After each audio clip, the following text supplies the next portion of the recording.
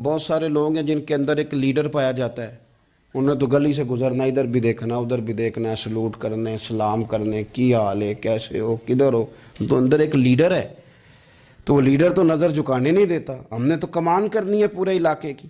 حکم یہ ہے کہ نظریں، ایک صحابی فرماتے ہیں کہ نبی پاک صلی اللہ تعالیٰ علیہ وسلم نے ہمیں رستوں میں بیٹھنے سے منع کیا، تو ہم نے عرض کی یا رسول اللہ صلی اللہ علیہ وسلم، کئی دفعہ مجبوری ہے، گزارنے نہیں ہوتا، رستوں میں بیٹھنا پڑتا ہے، تو حضور نے فرمایا پھر رستوں کا حق ادا کرو۔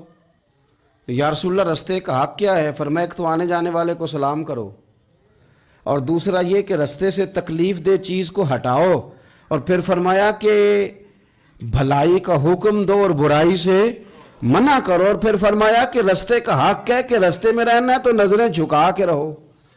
پھر ایسا نہ ہو کہ ہر شخص پر آپ کی نظر پڑے، ہر شخص پر۔ رسول کریم صلی اللہ علیہ وسلم نے نظر کی حفاظت پر زور دیا۔